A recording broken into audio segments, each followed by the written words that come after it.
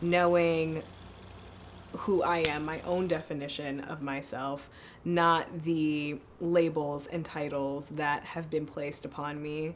True freedom is letting go of all of that. My name is Njilan, Ndure. I am a sister, a daughter, a friend. I am a woman of color trying to make change in the world, but my day-to-day job is being an entertainment and marketing expert as well as a relationship manager. What is your favorite thing about being a woman? I think the coolest thing about being a woman is that women can literally do it all. We give life. We take care of others. We are able to go to work and be CEOs and run businesses.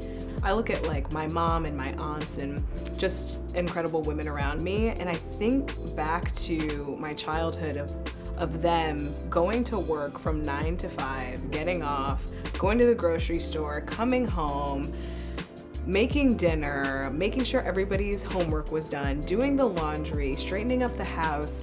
That's why I love women. I'm proud to be a woman every single day of my life. But women do have a superpower of being able to just find the extra energy for others, which I think is really, really incredible. What's the best advice you've ever gotten? I think the best advice I gotten was time takes care of everything. And honestly, when I look back at my career and my life, time has taken care of everything. And the things that I did rush didn't work out. The things that I forced weren't right for me at the time. I'm a big believer in divine timing and divine intervention. It's very easy to want to code switch, want to flip and change who you are to make sure that you can get to the next level. And we forget that you wouldn't be hired or you wouldn't be in the positions that you are unless if you didn't stay the person that you were. You're hired for a position and you were brought in for your position because of your expertise, because of your personality. What's the worst advice you've ever gotten? Your time will come. Like, your time will come. Like, no, it's honestly, it's not even like a bad piece of advice. I would say it's more so people always saying like, it's not your time yet. And that's, it's not your time yet. It just doesn't even make sense to me now looking back at it. And I'm just like, how is this person that does not have any real say over my life say, it's not your time yet? The universe decides when my time is. Do you ever put the pressure on yourself of like feeling like you need to prove yourself or prove your worth? Yeah, it's something I deal with day to day, honestly, because you get in your head a lot and your insecurities and your ego gets the best of you very quickly, especially in those rooms. So for me, I had this idea in my head that I needed to prove myself. I needed to work 10 times harder than everybody else. I needed to say yes to everything. I needed to show up all the time. And then at the end of it, I burnt myself out. And I can admit that now, and I know what burnout looks like. My cup was empty and people were still asking for a sip. I quickly learned that proving myself to others is not the way to go about things and not the way to approach life. I realized that you have to protect yourself and protect your energy, and you just have to show up as your authentic self every single day. When you're born, they give you your gender, they tell you your name, you're getting labeled from the womb, basically. So it's gonna be hard for us to lose those conditions and lose those labels and lose those titles that other people have put on us, but the work can be done.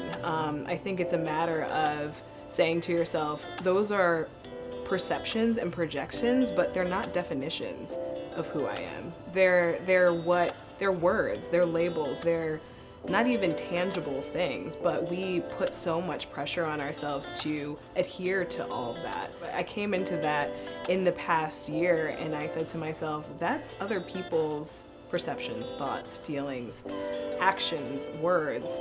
I'm in control of my own life and my own destiny and my own journey.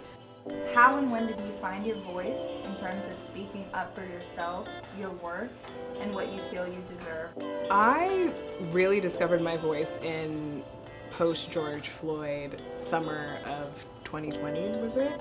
That was a time where outside of work, it was absolutely incredibly hard, and inside of work it became even more difficult. There was a group of Black employees that came together and wanted to put together kind of like a committee of sorts, a large committee of sorts, to voice their issues, voice their feelings. And there was also these sessions that were set up with higher ups in our company. Listening to the Black experience of other employees and what they were going through, which was probably 20 times worse than what I was going through, I said to myself, I have this forum and I have this opportunity to speak up for those who don't have this forum, so I'm gonna take advantage. And this is not just for me, but for everybody else that's gonna come behind me and want to work in my same position 10, 20, 30 years from now.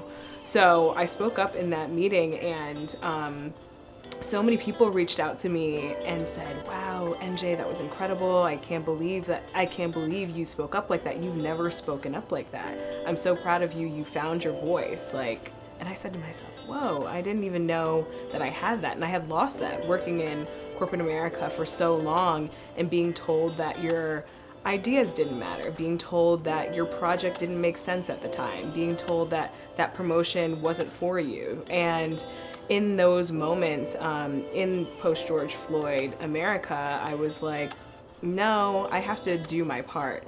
I was like a corporate activist in a sense, and that's where I definitely found my voice, and not even found it, rediscovered it. I had lost it because of society's titles and society's standards, and because of people saying no, no, no, no, no to me all the time.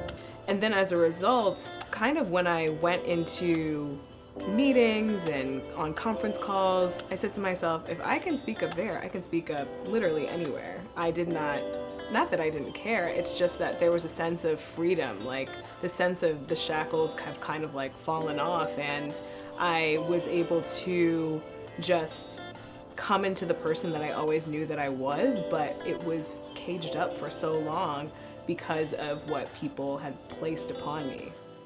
My definition of success is finding your pure happy place. People want to say it's money, people want to say it's status, it's items, but I feel success is a mindset and a mind state. I don't think it's possessions or titles or anything like that. When you find true happiness, you've made it. What do you want to be remembered for? Just helping people get to places that they didn't expect to be. So in my work life, obviously, helping different artists and creators and athletes and wellness practitioners get to fulfill their dreams, get to be on billboards that they looked up at as kids and never thought they would be on. But also, too, as a woman of color, helping my community get to positions and levels that we've never been able to get to, owning businesses that we never thought that we'd be able to own. I think that's a legacy I want to leave behind, is helping my community literally just try and bring their dreams into reality.